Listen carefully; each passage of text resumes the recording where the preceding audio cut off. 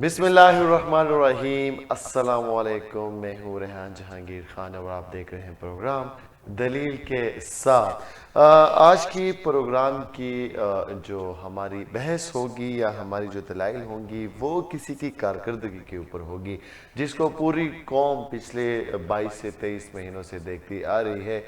हम बात करें एक ऐसी शख्सियत की जिनको खिताब दिया गया था वसीम अकरम प्लस का, और वो खान के क्रिकेट जो टीम थी यानी कि सियासी टीम थी उसमें वो पंजाब को लीड कर रहे हैं। लेकिन पिछले कई सालों से यानी कि 2 सालों से हम देख रहे हैं कि उनकी कारकर्दगी को लेके मुसलसल सवाल जो है वो उठ रहा है कि उस्मान बुज़दार साहब जो कि सीएम पंजाब है, उनकी जो कारकर्दगी है वो मुतासिर कुन नहीं है। जहां शुरुआत में उनसे काफ़ी ज़्यादा गलती हुई, उनकी बोल चाल में काफ़ी ज़्यादा तजाद आया, प्रेस कॉन्फ्रेंस ना करने की सलाहियत कि वो बोल नहीं सकते, इनके पास lack of information, lack of knowledge और lack of capabilities and leadership के साथ जो है उनको मैदान में उतारा गया था। लेकिन काफ़ी बेहतरीन कैंडिडेट्स होने के बावजूद उस्मान बुज़दार साहब को सीएम बनाना और पीटीआई की कुछ अंदरूनी जो सियासत चल रही थी या झगड़े चल रहे थे उन सब का मुंह बंद करना भी खान साहब की एक अच्छी ही कोशिश थी। लेकिन उसका नुकसान जहाँ तक मुझे लग रहा है वो ये है कि पंजाब का सूबा जो कि पाकिस्तान का आबादी के लिहाज से सबसे बड़ा सूबा है और रेवेन्यू भी काफ़ी ज़्यादा जनरेट करता है, उसकी हालत इस वक्त अबतर है। अगर हम बात करें इन अफवाहों की जो कल रात से चल रही है कि वज़ीर आला पंजाब उस्मान बुज़दार को हटाने की बातें हो रही हैं, कुछ हलके जो है वो खुश नहीं है उस्मान बुज़दार साहब के कारकर्दगी से, उनकी पंजाब में जो एक्टिविटीज़ हैं उनसे, या डेवलपमेंटल स्ट्रक्चर या डेवलपमेंटल कोई भी प्रोजेक्ट ऐसा सामने नहीं आया जिससे पीटीआई इलेक्शन में ये क्लेम कर सके कि वो पंजाब में ये प्रोजेक्ट कर रही है या कर चुकी है। इसके अलावा ये भी कहने में आ रहा है कि पंजाब के और पीटीआई के काफ़ी जो मैं कहूँगा कि पुराने वर्कर्स हैं या रहनुमा है उन्होंने काफ़ी ज़्यादा मुलाकातें की हैं पिछले दिनों वज़ीर आज़म इमरान खान साहब से, और उस हवाले से बातें कर रहे हैं कि अब वक्त आ चुका है कि आप उस्मान बुज़दार साहब को लेके एक अच्छा फैसला करें। अवाम भी ये तवक्को कर रही है कि अब एक ऐसा सीएम आना चाहिए जो एक्टिव हो, जो चीज़ों को समझता हो, जिसमें लीडरशिप की क्वालिटीज़ मौजूद हो। अलबत्ता हम देख रहे हैं कि आए दिन वज़ीर आला पंजाब की जो एक्टिविटीज़ है वो काफ़ी ज़्यादा बढ़ रही हैं और उनके बोलने की सलाहियत भी काफ़ी ज़्यादा बेहतर हो रही है।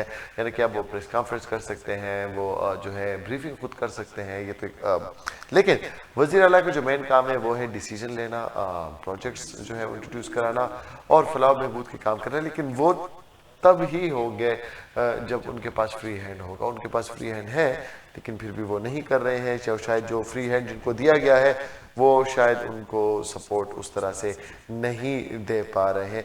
कुछ हल्कों में ये भी बात हो रही है कि बहुत जल्द यानी कि आए दिनों में ईद से पहले उस्मान बुज़दार साहब को निकाल दिया जाएगा और 4-5 नामों पे गौर किया जा रहा है। पीटीआई की जो कोर कमेटी है जो कि इमरान खान साहब को ये मशावरतें दे रही हैं, उनमें जो सबसे पहले नाम है वो है जो पंजाब के फाइनेंस मिनिस्टर हैं हाशिम जवान बख्त। वो फेवरेट इसलिए भी है कि 2 बजट वो पेश कर चुके हैं असेंबली में, बहुत ज़्यादा अप्रिशिएट किए गए थे। इसके अलावा यंग है और बाहर से पढ़ के आए हैं और बोलने में और डिसीजन लेने में बहुत अच्छा है। लेकिन उन पे ये एलिगेशन भी है कि उनकी जो अपनी एलिगेशन नहीं, उनकी जो प्लस पॉइंट है वो ये है कि वो जो अपनी मिनिस्ट्री चला रहे हैं बेहतरीन तौर पे चला रहे हैं। इसके अलावा जो एक और कैंडिडेट है जो कि शुरू से ही कैंडिडेट रहे हैं पंजाब की सीएम के लिए, वो है अब्दुल अलीम खान, सीनियर मिनिस्टर हैं पीटीआई के। मैं कहूँगा कि जो अभी हुकूमत है इसको बनाने में उनका बहुत बड़ा हाथ है, इस तहरीक में बहुत बड़ा हाथ था उनका। पंजाब के लाहौर के प्रेसिडेंट रहे हैं पीटीआई के और अपनी ही उनकी एक बहुत बड़ी फैन फॉलोइंग है पीटीआई के अंदर। इसके अलावा जो मियाँ असलम इकबाल हैं पंजाब के इंडस्ट्रीज मिनिस्टर हैं, उनका भी नाम जो है वो आया है एज ए चीफ मिनिस्टर। इसके अलावा मिस्टर इकबाल जो कि ये जिनका ये नाम आया हुआ है, उनका ये मसला है कि वो करीबी दोस्त है मियां मोहम्मद आमिर के, और वो करीबी दोस्त है नवाज शरीफ और शहबाज शरीफ के। उस बिना पर कहा जा रहा है कि शायद उनको रिकमेंड नहीं किया जाए, क्योंकि इनडायरेक्टली फिर जो है मियां मोहम्मद आमिर यानी कि आमिर महमूद का ही फिर डिसीजंस चलेंगे और वो फेवर में होंगे मुस्लिम लीग नून के। इसके अलावा जो है मोहसिन लगारी जो कि इरिगेशन मिनिस्टर है, और ये भी काफ़ी ज़्यादा फेवरेट करार दिए जा रहे हैं सीएम पंजाब के लिए। लेकिन उनकी जो अपनी मिनिस्ट्री है इरिगेशन की, उसके ऊपर ये एलिगेशन है कि वो अपनी मिनिस्ट्री ठीक से नहीं चला सकते, तो सीएमशिप कैसे चला लेंगे। खैर मिनिस्ट्री चलाना अलग बात है, अगर वज़ीर आला साहब जो है वो मिनिस्ट्री ठीक से नहीं चला सकते बुज़दार साहब, तो फिर उनकी क्या ज़रूरत है। यावर बख्तार भी जो है, जो कि जुल्फी बुखारी के कज़न है, वो भी जो है इस रेस में सबसे ज़्यादा आगे दिखाई दे रहे हैं, क्योंकि आजकल वो काफ़ी ज़्यादा एमपीएस से मुलाकातें कर रहे हैं, सीनियर मिनिस्टर से मुलाकातें कर रहे हैं। लेकिन जुल्फी बुखारी साहब ने इन तमाम अफवाहों को रद्द किया और उसने कहा कि जो उनके यावर बुखारी जो उनके कज़न है, उनकी ऐसी कोई एक्टिविटीज़ नहीं है और उनकी सीएम बनने की कोई ख्वाहिश जो है वो नहीं है। इन सब के अलावा जो अहम बात है वो ये है कि वज़ीर आला के लिए अगर कोई और भी कोशिशें कर रहा है, जो बातचीत कर रहा है, वो है स्पीकर पंजाब असम्बली चौधरी परवेज़ इलाही साहब। वो भी काफ़ी अपनी तरफ से कोशिश कर रहे हैं पीटीआई वालों। पीटीआई में आई भी अगर हम देखें तो पीपल्स पार्टी की हुकूमत में डिप्टी प्राइम मिनिस्टरशिप उनको दी गई। अब उनको स्पीकर बना दिया गया सिर्फ 5 सीटों पर पंजाब में, और अब वो सीएमशिप के लिए भी कोशिशें कर रहे हैं। देखते हैं कि क्या होता है। लेकिन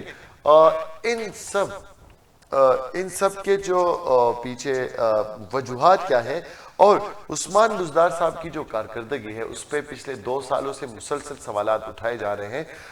आया इसमें कितनी दुरुस्तगी है, या अपनी तरफ से वो बेस्ट कर रहे हैं लेकिन हो नहीं पा रहा है, उनको कोई काम करने नहीं दे रहा। और अगर पीटीआई ने सीएम बदल दिया पंजाब का, एक और यूटर्न ले लिया, तब्दीली सरकार की एक और तब्दीली आएगी, तो इसका उनके फ्यूचर पे क्या असर पड़ेगा, या पंजाब की सियासत पे क्या असर पड़ेगा। हमारे साथ टेलीफोनिक लाइन पर मौजूद है आसिम नवाज अबाई साहब, सीनियर तज्जिया निगार हैं, सियासी उमूर को काफ़ी नज़दीक से देखते हैं, उन पर नज़र रखे होते हैं। अस्सलाम वालेकुम आसिम साहब। आसिम साहब कैसे हैं, तबीयत ठीक है आपकी? जी अल्लाह का शुक्र, बिल्कुल ठीक ठाक। आसिम साहब, कल रात से अफवाहें चल रही थी उस्मान बुज़दार साहब के हटाने की, काफ़ी ज़्यादा हलकों में तो खुशी की लहर दौड़ गई थी, और जो सियासी हलके थे पंजाब के वो भी खुश हो गए थे कि चले हमारा चांस बन जाएगा। अभी थोड़ी देर पहले शिबली फराज साहब ने भी ट्वीट किया है कि ये तमाम अफवाहें ही हैं और उनका हम रद्द करते हैं, और जो उस्मान बुज़दार उर्फ वसीम अकरम प्लस हैं वो बरकरार रहेंगे सीएम पंजाब। तो आपको क्या लगता है कि पंजाब इस वक्त विन सिचुएशन में है इस बयान के बाद, या जो अफवाहें चल रही थी वो सही जा रही थी? जी देखिए, वज़ीर आला पंजाब उस्मान बुज़दार के हवाले से अगर महज अफवाहें गर्दिश कर रही हैं तो ये पंजाब और पाकिस्तान के अवाम के लिए अच्छी खबर नहीं है। हाँ, अगर वाकई में इनको हटाया जा रहा है और हटाने का सोच रहे हैं तो फिर हम कह सकते हैं कि ये एक अच्छी खबर है।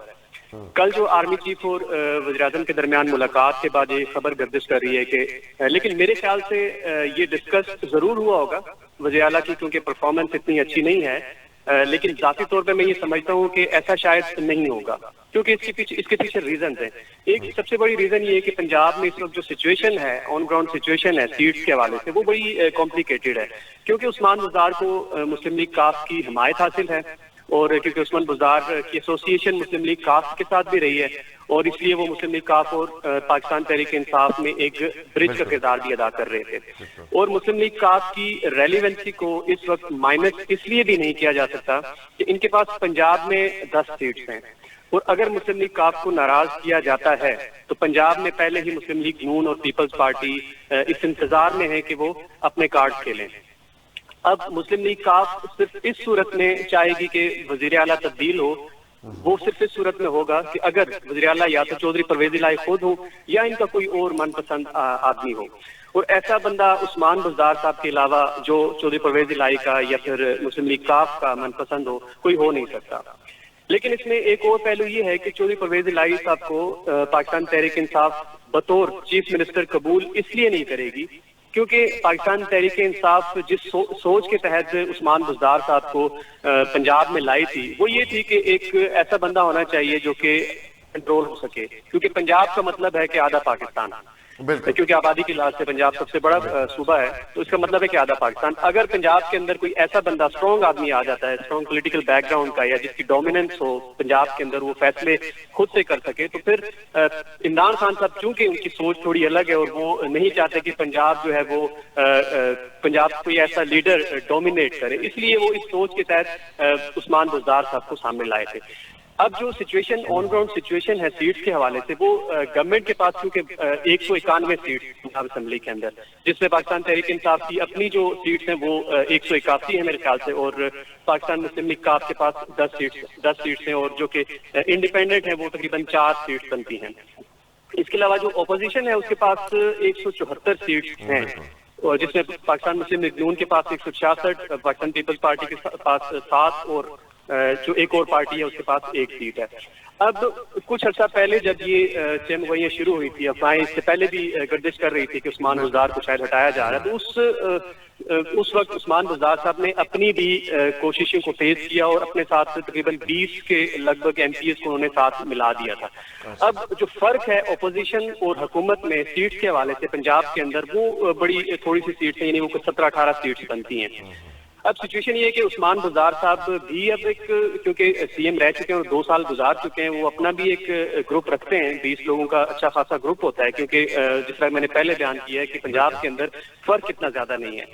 और दूसरी तरफ जो गवर्नर पंजाब है चौधरी सरवर साहब, वो क्योंकि इस हवाले से कोशिश कर रहे हैं कि उस्मान बुज़दार साहब को हटाया जाए, और उनके साथ भी 15 लोग, तकरीबन 15 MPs उनके साथ हैं, जो कि PMLN से वो अपने साथ लेके आए थे पाकिस्तान तहरीक इंसाफ में। अब मैं इसलिए बयान कर रहा हूँ कि जो ऑन ग्राउंड सिचुएशन है वो शायद तहरीक इंसाफ को इस चीज की इजाजत नहीं देगी कि उस्मान बुज़दार साहब को तब्दील किया जाए। तो ये मेरा एक एनालिसिस, अपना जाती मेरा ख्याल है। बाकी जहां तक आपने परफॉर्मेंस का जिक्र किया, वो बिलाशुबा जो उस्मान बुज़दार साहब की परफॉर्मेंस है वो इंतहाई पैथेटिक है, यानी उसकी आप जितनी भी, आप जिस एंगल से भी देखते हैं तो आपको यही लगता है कि उस्मान बुज़दार साहब इस वक्त फेल जा रहे हैं, क्योंकि कोई भी पंजाब के अंदर, जैसा आपने भी फरमाया कि कोई भी मेगा प्रोजेक्ट नहीं दे सके। बिल्कुल, तो ये एक सूरत हाल है इस वक्त पंजाब। आसिफ साहब, अगर मुझे थोड़ा बहुत याद भी आ गया कि जब CM के जब वोटिंग हुई थी असेंबली के अंदर, जो वोटिंग होती है, तो उसमें सिर्फ 1 वोट से वज़ीर आला मुंतखब हुए थे उस्मान बुज़दार। मेजॉरिटी PTI की थी, उनके इत्तेहादियों की थी, और अभी भी अगर हम देखें, अगर काफ लीग जिस तरह आपने कहा कि वो मूव कर सकती है अगर वो नाराज होते हैं, लेकिन अगर कॉन्फिडेंस की मूवमेंट चल गई और वोट ऑफ कॉन्फिडेंस की जरूरत पड़ गई, तो आपके ख्याल में बुज़दार साहब उसमें से निकलने में कामयाब हो जाएंगे इस बार, या नाकाम हो जाएंगे? देखिए, मैं आपको वही चीज बयान कर रहा हूँ कि इस वक्त पाकिस्तान मुस्लिम लीग नून, क्योंकि नेक्स्ट जो बड़ी जमात है पंजाब के अंदर वो पाकिस्तान मुस्लिम लीग नून ही है, और सीटों का फर्क जो है वो बड़ा नॉमिनल सा है। यहाँ पर 2-2, 4-4 या 10-10 सीट्स बड़ी मैटर करती हैं। अगर कोई नो कॉन्फिडेंस या इस तरह की कोई मूवमेंट चलती है, अगेन मैं वही कहूंगा कि अगर तो चौधरी परवेज इलाही खुद बतौर कैंडिडेट सामने आते हैं और तहरीक इंसाफ या दूसरी जमातें उनको तस्लीम करती हैं, तो फिर तो ठीक है, लेकिन ऐसा होगा नहीं। ऐसा होगा इसलिए नहीं कि चौधरी परवेज इलाही, क्योंकि अगर वो पंजाब के अंदर बतौर CM आ गए तो वो बड़े एक स्ट्रॉन्ग वज़ीर आला के तौर पर सामने आएंगे, और उनका ट्रैक रिकॉर्ड भी परफॉर्मेंस के लिहाज से कदरे बेहतर है, उस्मान बुज़दार से तो बहुत ही बेहतर है। इसलिए मैं ये समझता हूँ कि जो नो कॉन्फिडेंस है वो तो डिपेंड करता है कि तमाम जमातें जो है उनका क्या कहते हैं, इंटरेस्ट किस तरफ है। इसमें एक और बात भी करूंगा आसिम साहब के, जब वज़ीर आला को उस्मान बुज़दार साहब को वज़ीर आला बनाया गया था, और उनका चूंकि ताल्लुक भी साउदर्न पंजाब से है, तो PTI अगर आपको याद हो तो वो वोट भी इसीलिए लेके आई थी कि वो जनूबी पंजाब जो सूबा है वो बनाएंगी और उसके लिए कोशिशें करेंगी। अलबत्ता इनिशिएटिव पीपल्स पार्टी का था, आपको भी अच्छी तरह से पता होगा इस बारे में, लेकिन अभी उसके ऊपर खामोशी, कोई उसके ऊपर अमल दखल नहीं। तो क्या सिर्फ उस रीजन से वज़ीर आला बनाना ही उनका मकसद है और उसको बरकरार रखना है ताकि उस चीज को दबाया जा सके? जी, मेरे ख्याल से मैं जाती तौर पर ये समझता हूँ कि ये इंतहाई वो ब्लंडर था कि देखिए, आप एक मुल्क के आधे मुल्क का, पंजाब का मतलब आबादी के लिहाज से आधा मुल्क है, उसमें अगर एक इनकैपेबल बंदा बतौर सीएम लगा रहे हैं और सिर्फ इस बेस पे 1 पॉइंट एजेंडे पे कि वो जनूबी पंजाब से है, ये कोई इसमें कोई ऐसी चीज नहीं है, क्योंकि कैपेबिलिटी सबसे ऊपर होनी चाहिए और कैपेबल बंदा ही पाकिस्तान तहरीक इंसाफ के लिए फ्यूचर पॉलिटिक्स में फायदेमंद साबित हो सकता है। थैंक यू और सो मच। जो आपने सूबे की बात की, तो ऑब्वियसली वादे ऐसे तहरीक इंसाफ ने 1000 किए हैं, जो प्राइम मिनिस्टर साहब ने खुद भी किए हैं, जो पंजाब लेवल पे या दूसरे जगहों पे अपने अपने तौर पे मिनिस्टर्स भी करते रहे, लेकिन अमली तौर पे अभी तक पाकिस्तान तहरीक इंसाफ न पंजाब के अंदर न फेडरल के अंदर कोई डिलीवर नहीं कर सकता। Thank you so much Asim साहब, आपने अपना कीमती वक्त दिया और आपने हमें अपनी कीमती राय से भी आगाह किया। Thank you so much Asim साहब। शुक्रिया। आसिम नवाजा भाई साहब हमारे साथ टेलीफोन लाइन पर मौजूद है और उन्होंने काफ़ी अच्छी बात की कि अगर ऐसा पॉसिबल हो तो पीटीआई को ये मूव जो है वो लेना चाहिए, क्योंकि पाकिस्तान का सबसे बड़ा सूबा आबादी के लिहाज से को इस वक्त ज़रूरत है एक ऐसे लीडर की जो उस सूबे को उसका मुकाम वापस दिला दें। इसके अलावा और भी काफ़ी ज़्यादा इंटरेस्टिंग डेवलपमेंट्स हुए, जैसे कल हमने बात की थी टिकटॉक की, तो टिकटॉक की जो पिटीशन दायर की गई थी उसके ऊपर जो है आज एक और न्यूज़ आई है कि टिकटॉक बनाते बनाते एक 18 साल बच्चे को गोली लगी है, और गोली लगी है मेरे ख्याल में ये लगी है जनाब खानपुर में। टिकटॉक जो है वो बनाते बनाते वीडियो लगी है। अगर हम ये इसके नेगेटिव चीज़ें देखें तो मेरे ख्याल में पाकिस्तान को भी सोचना चाहिए इस चीज़ से बलातर होके कि एक चाइनीज़ प्रोडक्ट है, इसको बैन नहीं कर सकते, लेकिन अगर हो सकता है तो मोरली इसको करना चाहिए। इसके अलावा जो इस वक्त ग्लोबली सबसे ज़्यादा न्यूज़ चल रही है वो है जनाब क्रिप्टो करेंसी की और ट्विटर की। कल रात जो एक धमाका किया है हैकर्स ने, और उन्होंने पता नहीं क्या कर किया है, उन्होंने ये जादू किसी को समझ नहीं आ रहा है। उन्होंने दुनिया के सबसे मशहूर लोगों के ट्विटर अकाउंट्स हैक कर दिए हैं, जिसमें से शामिल है बराक ओबामा जो कि एक्स प्रेसिडेंट है अमेरिका के। इसके अलावा उन्होंने जो बाइडन का भी जो है वो किया है। इसके अलावा जेफ बेजोस का और एलन मस्क का, बिल गेट्स तक को भी नहीं छोड़ा, और उनकी जो आईडी थी ट्विटर की वो हैक की, और हैक करने के बाद उन्होंने एक स्कैम मैसेज जो होता है कि अगर आप इस पर क्लिक करेंगे और मुझे $20 भेजेंगे या इस तरह कुछ उन्होंने लिखा, और तो आपको ये पैसे डबल में रिसीव हो जाएंगे, जो कि बिटकॉइंस जो कि क्रिप्टो करेंसी है उसके लिए ये सारी गेम जो है रचाई गई। अब ऑब्वियसली जब एक इतने बड़े लीडर या इतने बड़े शख्सियत या और अदाकार भी उसमें शामिल हैं, अगर उनके आईडी से आपको को एक ऐसी न्यूज़ मिलती है, कैसा लिंक मिलता है, तो विल गो फॉर इट। जिनके पास क्रिप्टो करेंसी के अकाउंट्स हैं दे विल कन्वर्ट इट, वो शिफ्ट कर देंगे, वो डाल देंगे। तो जब तक ये पता चला कि ये फेक है और ये जो है यानी कि एक स्कैम है और हैकर्स ने हैक करके ये आईडी डाली है, तो तकरीबन उस वक्त तक 1 लाख से ज्यादा रकम जो थी डॉलर की वो मुंतकिल हो चुकी थी एक अकाउंट में। उस अकाउंट का नाम था जी क्रिप्टो फॉर लाइफ, और ये अकाउंट मौजूद था ट्विटर पे पिछले कई सालों से और उसके लाखों फॉलोअर्स थे। उस अकाउंट के थ्रू ये सारे पैसे जो है वो कन्वर्ट हुए हैं। अगर आप लोग क्रिप्टो करेंसी को नहीं जानते तो मैं आपको बता दूं, क्रिप्टो करेंसी डिजिटल करेंसी है और उसके थ्रू आप डिजिटल ऑनलाइन बाइंग कर सकते हैं, कन्वर्शन कर सकते हैं, उसे रियल मनी में भी कन्वर्ट कर सकते हैं। ये एक अलग टॉपिक है।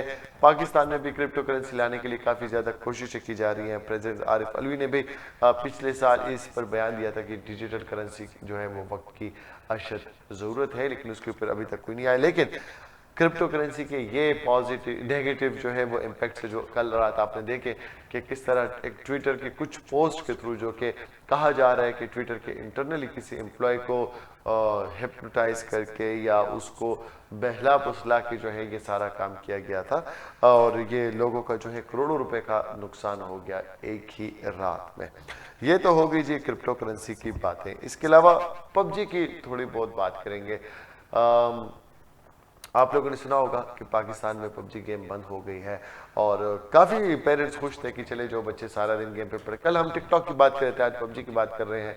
सोशल ऐप्स को इसलिए मैं हाईलाइट करता हूं क्योंकि जिन एप्लीकेशन से हमारी सोसाइटी को नुकसान हो रहा है, हमारी जनरेशन को नुकसान हो रहा है, उनको हाईलाइट करना चाहिए।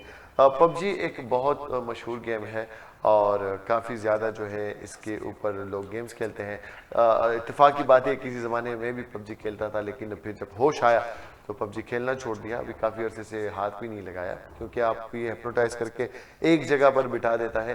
पाकिस्तान में पबजी बैन है, आप सब लोग जानते हैं, लेकिन आज इस्लामाबाद हाई कोर्ट में PTA के लॉयर डिफेंड नहीं कर सके इस बैन को कि हमने ये क्यों बैन किया।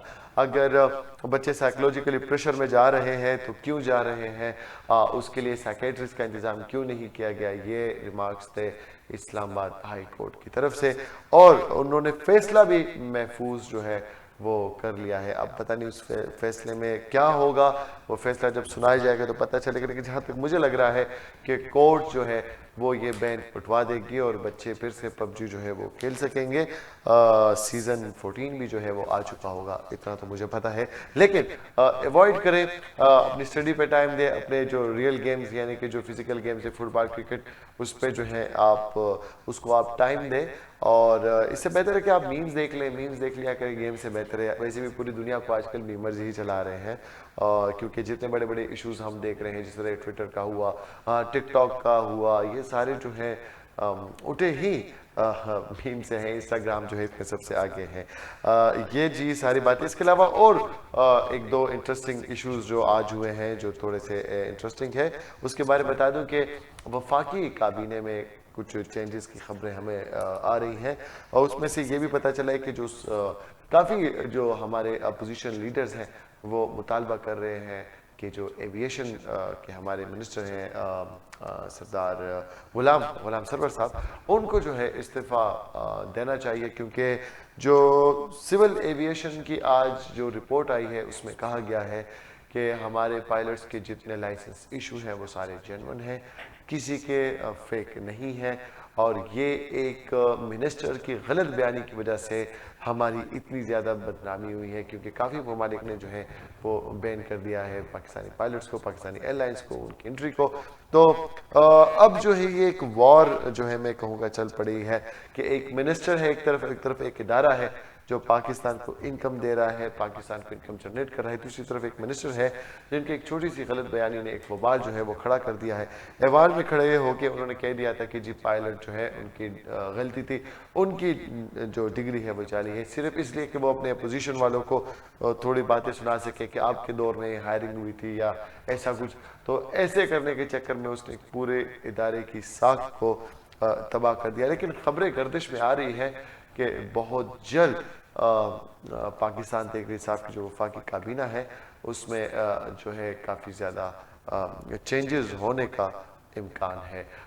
इस वक्त प्रोग्राम में वक्त हो रहा है एक मुख्तसर से वक्फे का, और वक्फे के बाद आके वापस आके एक दो छोटे छोटे से और टॉपिक्स आपके साथ शेयर करेंगे। Stay with us.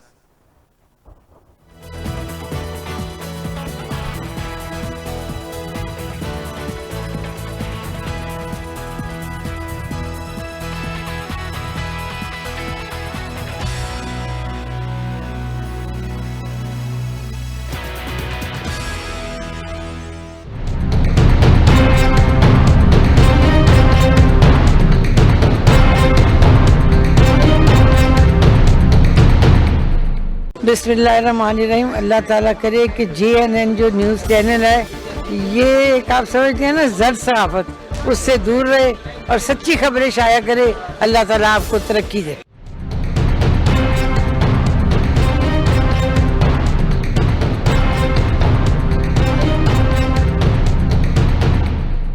JNN news channel की ट्रांसमिशन कामयाबी के साथ जारी है। अल्हम्दुलिल्लाह बहुत कम वक्त में JNN न्यूज़ टीम ने पाकिस्तान भर के तमाम इलाके कवर कर लिए। पूरे पाकिस्तान से JNN को भरपूर पजीराई मिल रही है। हम अपने नाजरीन को बताना चाहते हैं कि JNN न्यूज़ का मार्केटिंग डिपार्टमेंट आपकी तवक्कुआत पर पूरा उतरने के लिए कमर्शियल एडवर्टाइजमेंट के बेहतरीन पैकेज प्लान मुतारिफ करवा चुका है। एडवर्टाइजमेंट पैकेजेस की तफसीलात जानने के लिए आप इन नंबर्स पर हमारी टीम से राब्ता कर सकते हैं। 051-8316-354, 0300-7888-595 वेबसाइट www.jnnewstv.com। नया चैनल आ रहा है JNN, उसको सब्सक्राइब करें, लाइक करें, शेयर करें, कमेंट्स करके हमें बताएं कि वो चैनल कैसा है।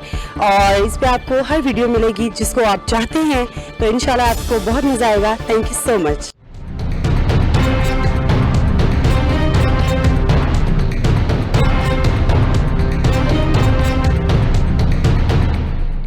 देखिए, किसी मुल्क की तरक्की में जर्नलिज़म का बहुत बड़ा एक रोल होता है, और इसके लिए अगर अच्छे से अच्छी मटेरियल मिलता रहे, आपके वीडियो प्रिंट मीडिया, आपके जो TV and all these things हैं, इनकी बड़ी कंट्रीब्यूशन है। तो एक अच्छा अगर एडिशन हो रही है, मुझे लगता है कि जी आपकी कंपोजिशन, आपके जो टीम है उसमें काफ़ी जान है कि इसको लड़ सके। तो it's a competitive field, but it's a payable है कि इसके अगर आप अपना नाम बना लेते हैं तो उसमें आपकी रिटर्न भी होती है, आपकी एक प्रेस्टीज भी बनती है, और ये चीज़ें बनती हैं। तो we wish you best of luck.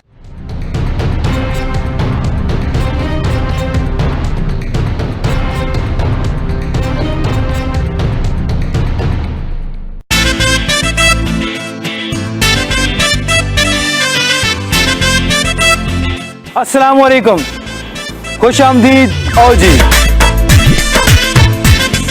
मैं हूं आपका होस्ट मोहम्मद रुमान अफसर।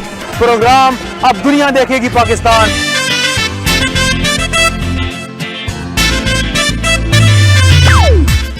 हम दिखाएंगे आपको पाकिस्तान का वो खूबसूरत चेहरा जिससे थे आप अनजान। क्योंकि अब दुनिया देखेगी पाकिस्तान सिर्फ और सिर्फ मोहम्मद रुमान अफसर के साथ, ओनली ऑन JNN। तो हम आ रहे हैं आपके शहर में, इंतजार कीजिएगा, देखना मत भूलिए।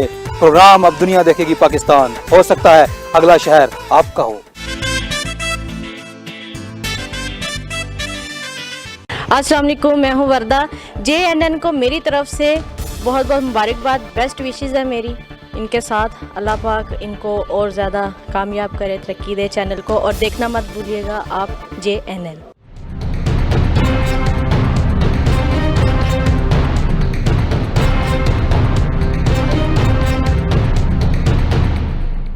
JNN न्यूज चैनल की ट्रांसमिशन कामयाबी के साथ जारी है। अल्हम्दुलिल्लाह बहुत कम वक्त में JNN न्यूज की टीम ने पाकिस्तान भर के तमाम इलाके कवर कर लिए हैं। पूरे पाकिस्तान से JNN को भरपूर पसीराई मिल रही है। हम अपने नाज़रीन को बताना चाहते हैं कि JNN न्यूज का मार्केटिंग डिपार्टमेंट आपकी तवक्कुआत पर पूरा उतरने के लिए कमर्शियल एडवर्टाइजमेंट के बेहतरीन पैकेज प्लान मुतारिफ करा चुका है। एडवर्टाइजमेंट पैकेजेस की तफसीलात जानने के लिए आप इन नंबर्स पर हमारी टीम से राब्ता कर सकते हैं। 051-831-6354, 0300-7888595, या विजिट कीजिए हमारी वेबसाइट www.jnnewstv.com।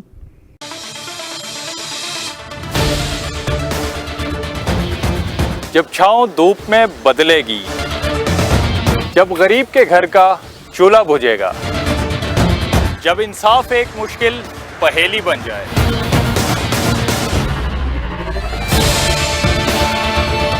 जब तालीम और रोजगार आम आदमी के लिए नायाब हो जाएगा, तब मेरे मुल्क के हर एक कोने से एक ही आवाज आएगी, ये तो होगा।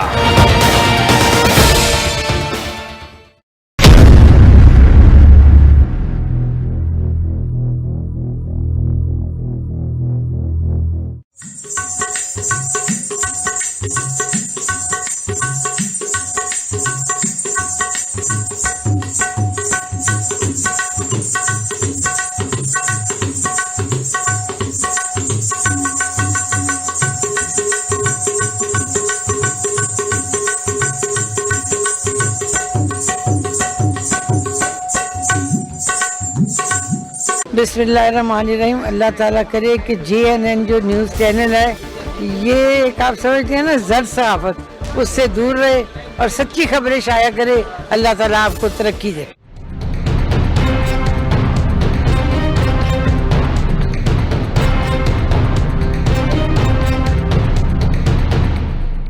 JNN JNN न्यूज चैनल की ट्रांसमिशन कामयाबी के साथ जारी है। अल्हम्दुलिल्लाह बहुत कम वक्त में JNN न्यूज टीम ने पाकिस्तान भर के तमाम इलाके कवर कर लिए। पूरे पाकिस्तान से JNN को भरपूर पजीराई मिल रही है। हम अपने नाजरीन को बताना चाहते हैं कि JNN न्यूज का मार्केटिंग डिपार्टमेंट आपकी तवक्कुआत पर पूरा उतरने के लिए कमर्शियल एडवर्टाइजमेंट के बेहतरीन पैकेज प्लान मुतारिफ करवा चुका है। एडवर्टाइजमेंट पैकेजेस की तफसीलात जानने के लिए आप इन नंबर्स पर हमारी टीम से राब्ता कर सकते हैं। 051-8316-354, 0300-7888-595। Website www.jnnewstv.com। नया चैनल आ रहा है JNN, उसको सब्सक्राइब करें, लाइक करें, शेयर करें, कमेंट्स करके हमें बताएं कि वो चैनल कैसा है। और इस पे आपको हर वीडियो मिलेगी जिसको आप चाहते हैं, तो इंशाल्लाह आपको बहुत मज़ा आएगा। Thank you so much.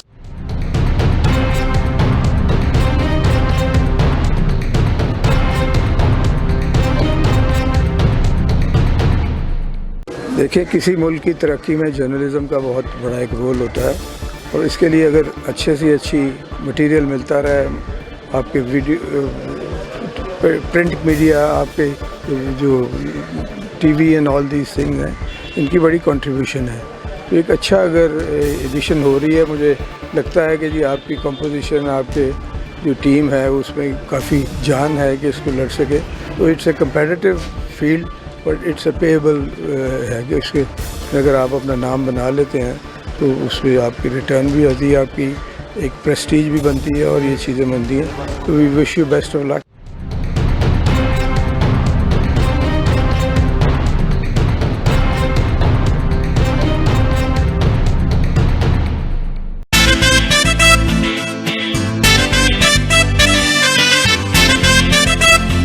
अस्सलाम वालेकुम, खुश आमदीद और जी। मैं हूं आपका होस्ट मोहम्मद रुमान अफसर। प्रोग्राम अब दुनिया देखेगी पाकिस्तान।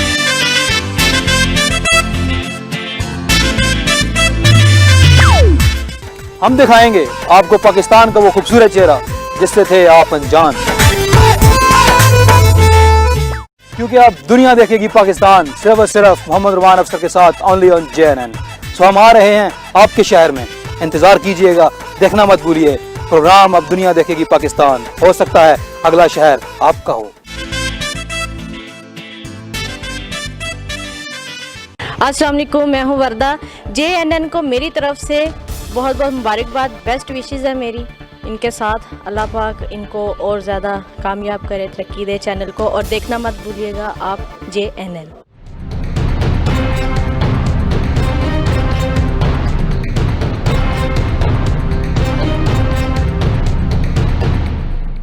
JNN न्यूज चैनल की ट्रांसमिशन कामयाबी के साथ जारी है। अल्हम्दुलिल्लाह बहुत कम वक्त में JNN न्यूज की टीम ने पाकिस्तान भर के तमाम इलाके कवर कर लिए हैं। पूरे पाकिस्तान से JNN को भरपूर पसीराई मिल रही है। हम अपने नाज़रीन को बताना चाहते हैं कि JNN न्यूज का मार्केटिंग डिपार्टमेंट आपकी तवक्कुआत पर पूरा उतरने के लिए कमर्शियल एडवर्टाइजमेंट के बेहतरीन पैकेज प्लान मुतारिफ करा चुका है। एडवर्टाइजमेंट पैकेजेस की तफसीलात जानने के लिए आप इन नंबर्स पर हमारी टीम से राब्ता कर सकते हैं। 051-831-6354, 0300-7888-595 या विजिट कीजिए हमारी वेबसाइट www.jnnewstv.com।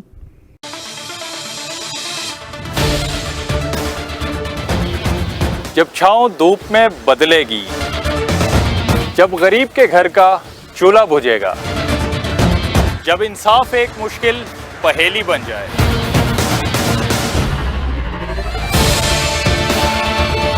जब तालीम और रोजगार आम आदमी के लिए नायाब हो जाएगा, तब मेरे मुल्क के हर एक कोने से एक ही आवाज आएगी, ये तो होगा।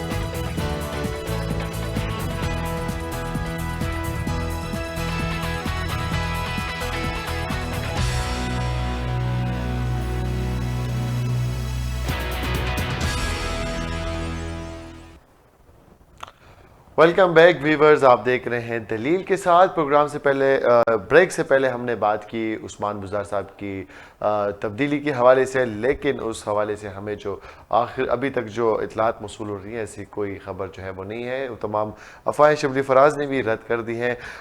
पिछले कुछ प्रोग्राम मैंने किए थे के इलेक्ट्रिक पे, और के इलेक्ट्रिक की जो नारवाल लोड शेडिंग चल रही है कराची में, उसके ऊपर काफ़ी ज़्यादा एहतजाज हो रहे हैं। और अब वज़ीर-ए-आज़म साहब ने फैसला किया कि कराची में जो बिजली के रेट्स हैं, जो इजाफा है कीमतों में, वो अभी नहीं किया जा रहा है। अगर इस हालात में आप इजाफा करते हैं तो मेरे ख्याल में ये हुकूमत की एक बहुत बड़ी मेरे ख्याल में नाकामी होती कि वो अवाम को रिलीफ देने में नाकाम होते। लेकिन मेरे ख्याल में वज़ीर-ए-आज़म पाकिस्तान इमरान खान साहब का ये एक अच्छा डिसीजन है कि इस मौके पर जहाँ पर के इलेक्ट्रिक की वजह से ऑलरेडी कराची वाले तंग हैं और वो जो है सुख का सांस नहीं ले पा रहे हैं, उसके ऊपर महंगाई का बम गिराना जो है वो मुनासिब नहीं है। इसके अलावा हम बात करेंगे कि नेब ने भी के इलेक्ट्रिक की जो लोड शेडिंग चल रही है उसके ख़िलाफ़ जो है सख्त किस्म का एक्शन लिया है, नोटिस लिया है और कहा गया है कि इसकी पूरी इंक्वायरी की जाएगी।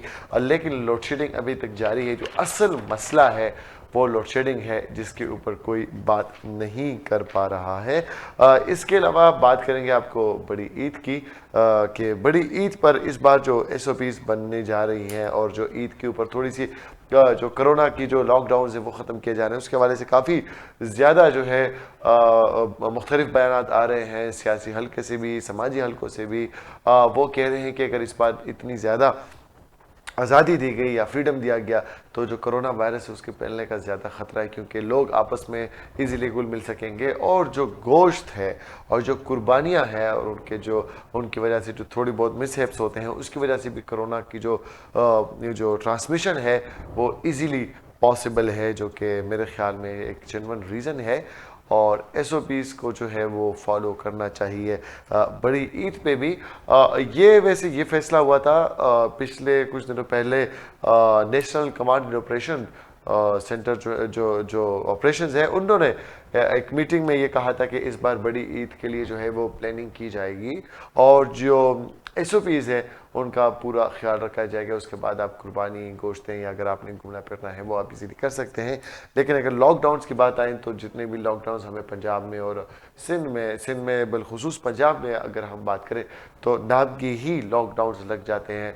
अगर मरी डिस्ट्रिक्ट का लॉकडाउन पिछले 1 महीने से लगा है, लेकिन बदकिस्मती से सब लोग मरी इजीली जा सकते हैं। पुलिस वाले नाके पे तो खड़े होते हैं, लेकिन कोई रोकथाम नहीं, कोई जो है मैं कहूँगा कि उस पर एक्शन नहीं लिया जाता। इसके अलावा KP से कुछ न्यूज़ ऐड करनी थी मैंने, लेकिन मेरे ख्याल में अब वक्त बहुत कम है क्योंकि डिस्कशन बहुत ज़्यादा हो जाएगी। हमारा आज जो टॉपिक था वो था उस्मान बुज़दार साहब का। उस हवाले से हमने आपको सारी डिटेल दे दी है और उम्मीद करेंगे कि PTI की जो कोर मैं कहूँगा कि टीम है और वज़ीर-ए-आज़म पाकिस्तान इमरान खान साहब है, वो इस बारे में सोचे कि पंजाब का मुस्तकबिल जो है वो अब एक अच्छे लीडर के हाथ में होना चाहिए। क्योंकि अगर आने वाले इलेक्शन में आप लोगों को फिर से वोट लेना है, आप लोगों को फिर से कामयाब होना है, या आप लोगों को फिर से अपनी जो है वो एक मेजॉरिटी बनानी है पंजाब की असम्बली में, या अगर अपोजिशन में भी बनानी है, तो उसके लिए आपको जो CM है, जो आपको वसीम अकरम प्लस है, उसको बदल के मेरे ख्याल में इस वक्त पिंडी एक्सप्रेस यानी कि शोएब अख्तर लाने की अशद ज़रूरत पड़ चुकी है। इसी नोट के साथ आप लोगों से इजाज़त चाहूँगा। अपना बहुत ज़्यादा ख्याल रखिए। इंशाल्लाह नेक्स्ट वीक दोबारा मुलाकात होगी आप लोगों के साथ। अल्लाह हाफ़िज़।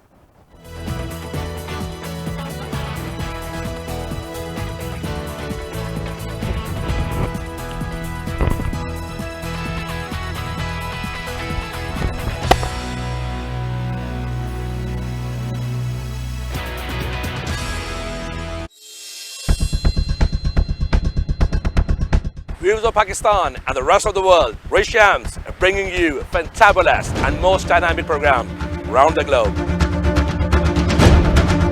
which is full of legends, celebrities, politicians, current affairs, entertainment, sports, and much more. So stay tuned on your favorite TV channel, JNN.